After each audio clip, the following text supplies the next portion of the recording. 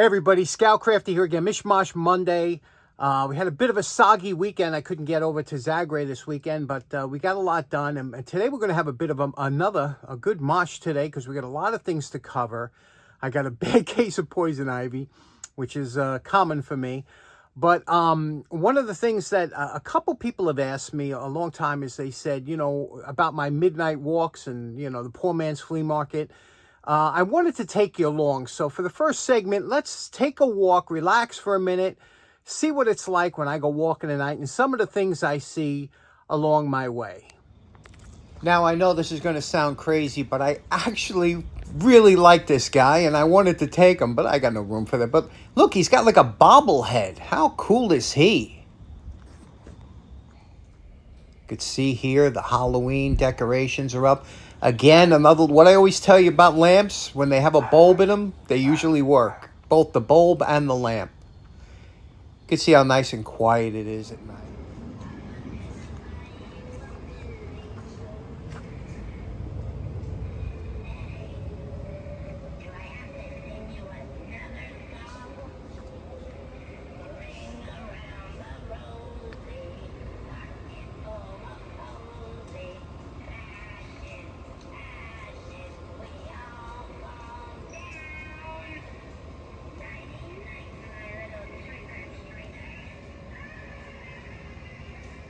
Now, that's that house that I always get the good stuff, right? They always throw out the real good, they're cleaning. Look at this, 2 unused bags of charcoal along with this charcoal stove. It's like a one of those smoker stoves. And this one's really, comes with the instructions on top.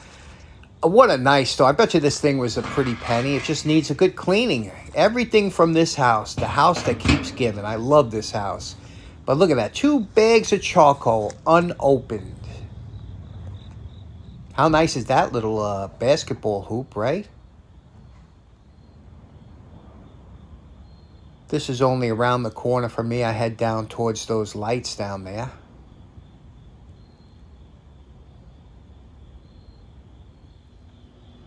More spooky Halloween decorations coming up. It's always a good block. Another hose reel. It's amazing how many of those I find. And look at this. This is pretty interesting. If I needed some columns for the house, how often you find columns, or if I wanted to get a guinea pig or a ferret or something, I'm ready to go between the cage and the carrier. And this is right down the block from me. This is a park that I used to put. This is a canoe and kayak ramp they just installed. And right across the water there is the Bronx. And many times I would take my canoe or kayak over to the Bronx right across the water here. So that's it. Thanks for joining me on my walk at night.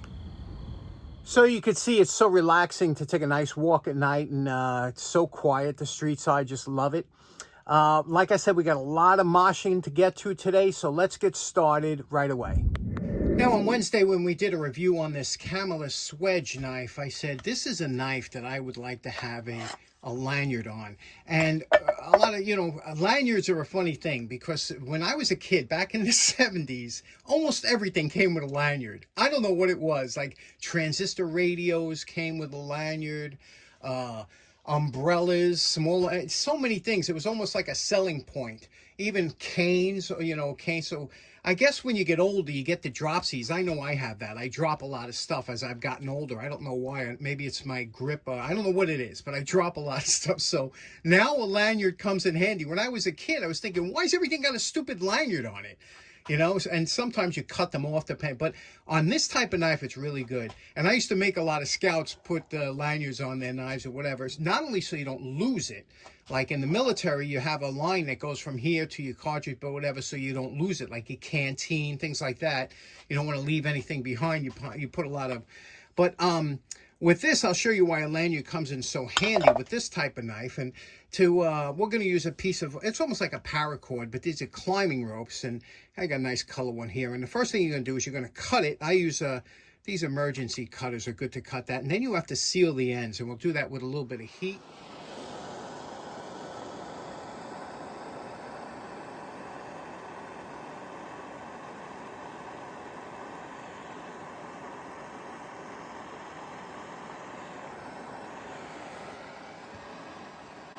Now, a torch is a little bit overkill, but I don't have any lighter down here that works, but there we go. And we'll give this a second to cool. What happens a lot of times is you're in a rush to run your fingers across it, and how many people have been burnt that way? I know I have. Now, it's important, you don't want to cut your lanyard too short because the knot does take up some space. So, you know, I have about 22 inches or 56 centimeters of line here. And it seems a little long now, but when, like I said, when you put the knot in, it always takes up a little. And all we have to do is pass it through the lanyard hole. And this one here fits real nice. And then what I like to do is, this is doubled up, and I like to put a figure 8 in. I just love, you could put an overhand knot, but a figure 8 is just a nice knot to put in here. And see that? Isn't that just a pretty look? I always love that knot. It's very good too for the for strength wise.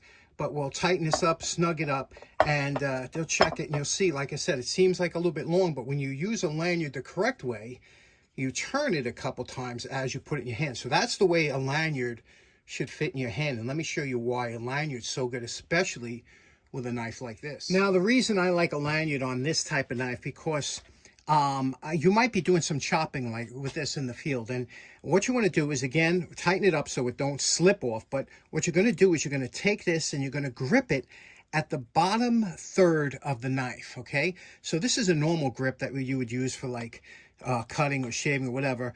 But if you wanted to do a little chopping, you want the momentum of the blade to carry through. So grab it at the bottom third, use your lanyard like this, and now watch how nice this works.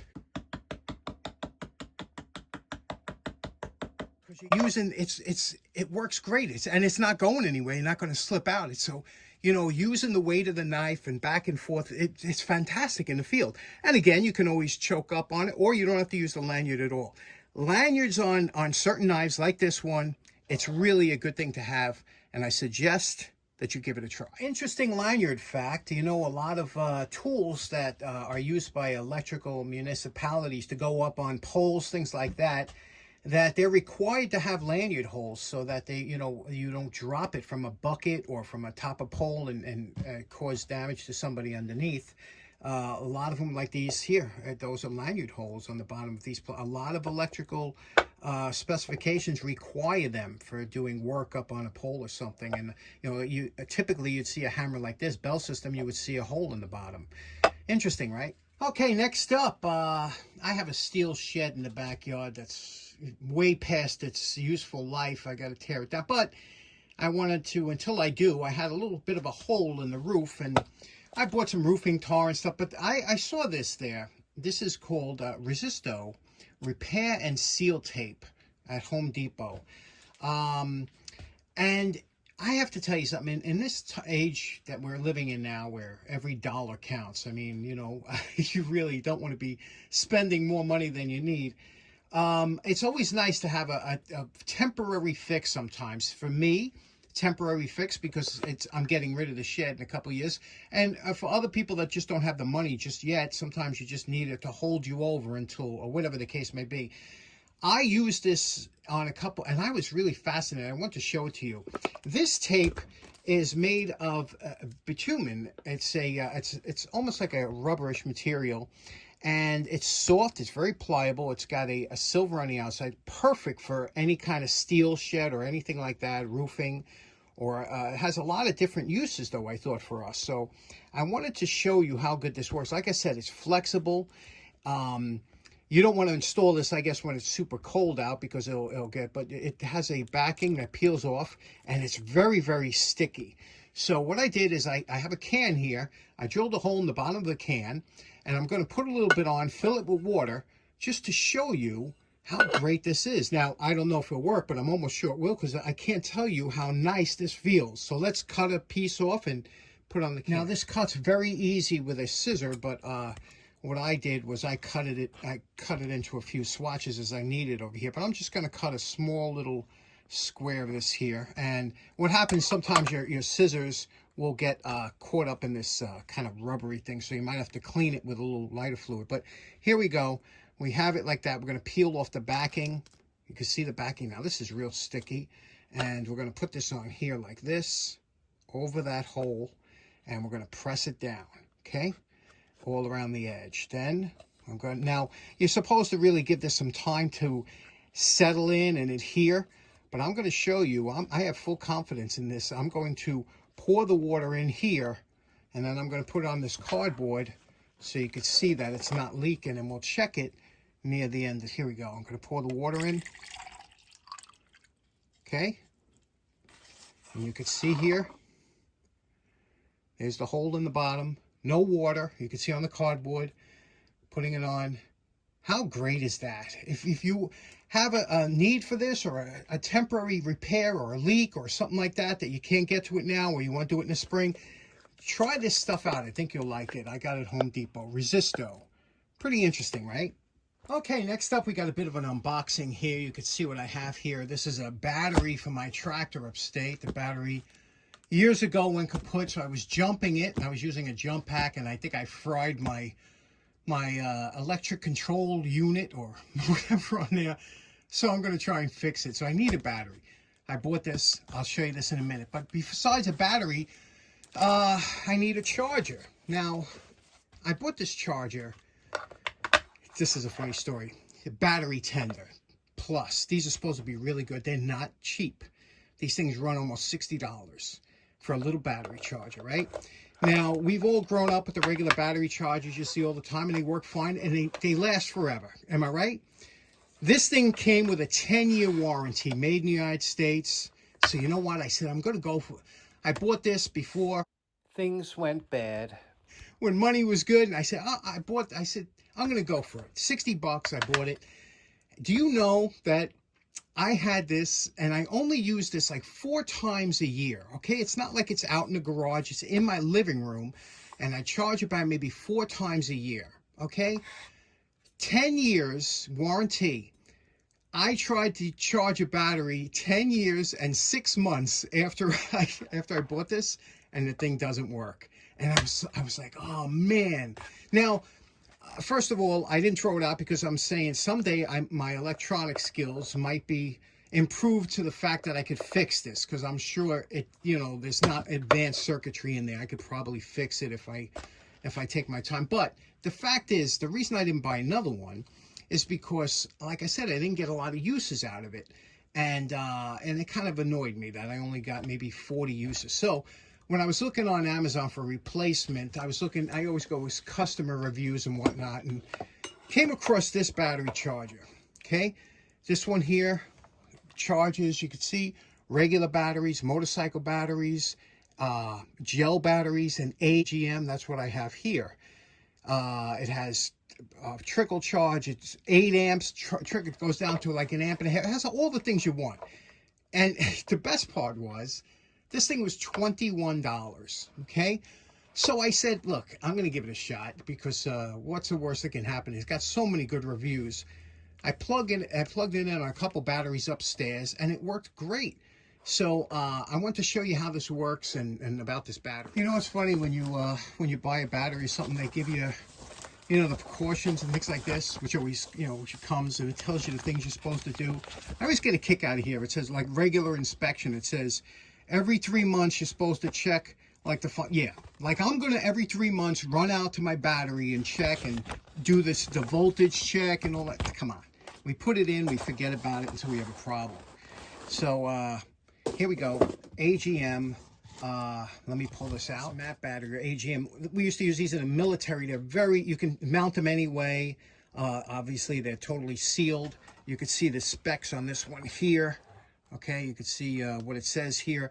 But what's nice about these type of batteries, you can run them down a little bit, which happens a lot of times when you have a tractor battery or something. You can't be up there. I have no power on my property, so it's always good to have a battery that can run down. With a regular lead acid battery, if it drops below like 8 volts, it destroys the battery almost, So first we're going to check the voltage here. I got it on my voltmeter here. We're going to just check the voltage. I got on positive. Can you see that? I don't know if it's being washed out or not, but we have 12.777 volts, which is nice. It comes fully charged. A lot of these batteries you have to fill with acid, but I'm going to show you. I'm going to plug it into the new charger and show you what happens. You know, I have to say I'm pretty impressed with the packaging. Again, I ordered this from Amazon. You hate to order heavy batteries because if you get a cracked casing, you're kind of screwed. But these came with these nice plastic corners around the styrofoam, which really does a good job protecting it, and it didn't bust through. So, you know, props to the company for packaging it so nicely. Now, here's the battery charger, and they tell you to hook up to the battery first before plugging it in, because there is no on-off switch really here. So we're going to hook up obviously the positive to the positive, negative to the negative, and what you'll notice as soon as we hook it up is the battery charger will actually activate. You can see here, it's activated even though we didn't plug it in, because it's reading the voltage over here. It tells you the temperature, has temperature probes, tells you the voltage that it has, and it has mode selector, you know. So let me plug it in here. Okay, now we're plugged in. Okay, we'll hit mode selector. Can you see that? Okay, we're gonna hit AGM or gel battery. Now that will go through a different cycle, and you can see here it tells you the what it's rated at. You got to give it a minute or so, but we're probably at about 80% or something. You could see it tells you again the temperature, and now it's putting in 8.4 amps because it measured there. It's we're at, you know, 13.9 volts. It's pretty nice unit. Has a fan on there, you could hear it going, and I did 2 batteries and they charged up really quickly and fully charged. What a nice little unit. I'll see how long it lasts. It's like I said, you don't know, but it's supposed to have all protections, very good write-ups. What do you think? Now, it's only been a couple minutes, but as you can see, the amperage, the charging amperage drops down as the battery starts to take up a charge. It knows exactly how to charge it. Next up, I've had the can now on this cardboard for you can see there's no water leaked out of here. It's been about 45 minutes. I'm going to pour the water out, okay? And I'm going to show you one thing. You could tell when I pull this patch off, I want to show you how sticky this thing. Look at this. Watch. You can tell. First of all, look at that. I need a pliers or something to pull it off, or it's going to get all on my fingers. But do you see how hard this is on here? I'm really impressed with this. This stuff is like NASA stuff. I'm going to use this for other things than leak stuff, but really impressed. Okay, so in closing, as much as I'm not a fan of any of whistles and bells or digital displays or anything like that, that's why I bought the original Battery Tender Plus, because it had nothing I thought could go wrong. And of course it went wrong, but give it a shot, right? For $21. Sometimes you take a chance like that. Sometimes you burn your house down. It's not worth it. Anyway, I hope you have a great day. Thanks so much for tuning in. We'll see you again on Wednesday. Take care now. Bye-bye.